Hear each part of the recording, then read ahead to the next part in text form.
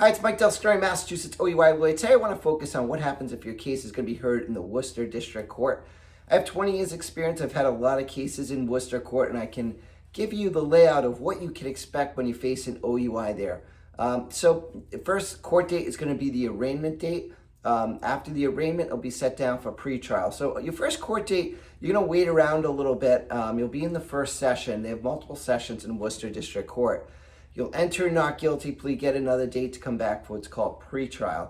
At the pretrial, then, we'll get a copy of any additional evidence. Usually at the arraignment, you're going to get a copy of at least a police report. Any supplemental reports, video evidence is provided generally at a pretrial date.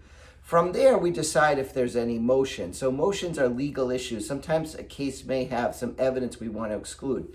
If you took a breath test, we may do a motion to exclude that from being considered in your case. There might be statements that you made that maybe we'll try to have suppressed, saying that you weren't read your Miranda rights.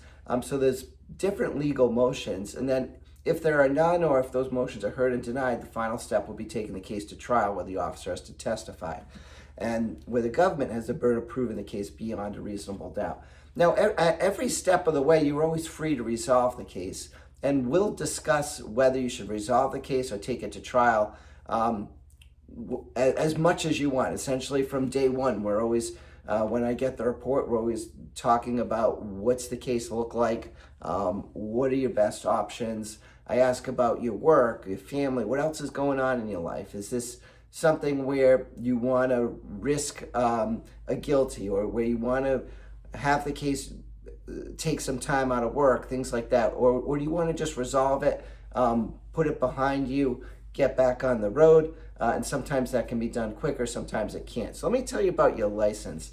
If you took a breath test and if it's over 0.08, you're looking at a 30-day suspension. So you'll be able to get back on the road right away. You'll have to request a hearing, and then you'll reinstate your license and have your full license back while we're fighting the case. However, there is a potential of a 45-day suspension down the road. So the 30 days is just for the breath test being over 0.08. If you then admit to the OUI charge, you're looking at another 45-day suspension.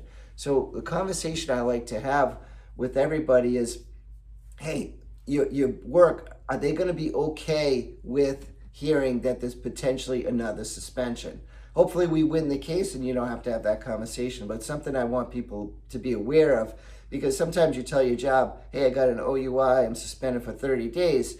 They say, fine, yeah, we'll work with you. But most employers think that that's the end of it, that you're not going to then lose your license at a later time. People that aren't familiar with OUI laws may not understand why there's two potential suspensions.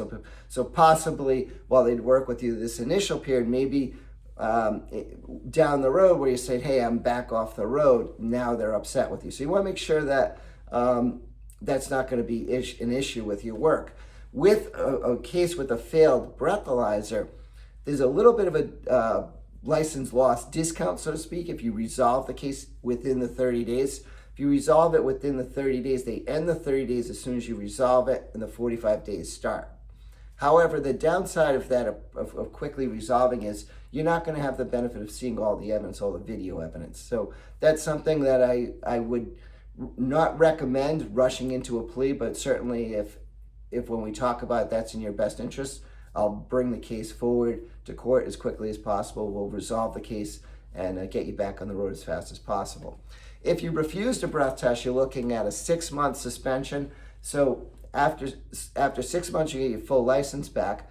If you're found not guilty prior to the 6 months, there's a presumption of reinstatement. We can ask the judge to reinstate your license.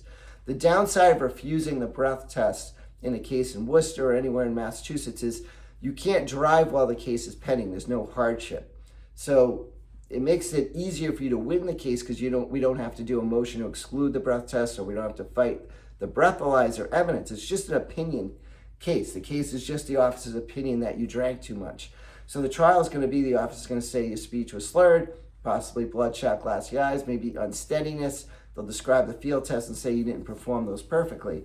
And we'll have a great response that, hey, there's a number of reasons why maybe you didn't do perfectly on the field sobriety test. These other observations are very subjective. They're not enough to prove the case beyond a reasonable doubt. So it puts you in a good position to win the case.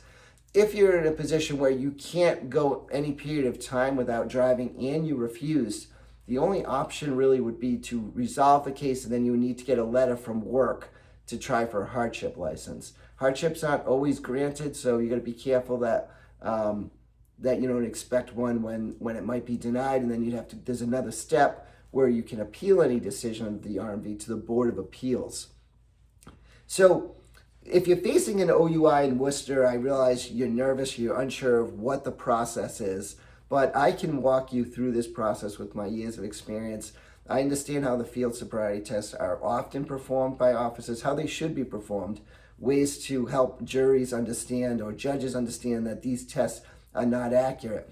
Breath test evidence has its flaws. There's ways to challenge that evidence in court.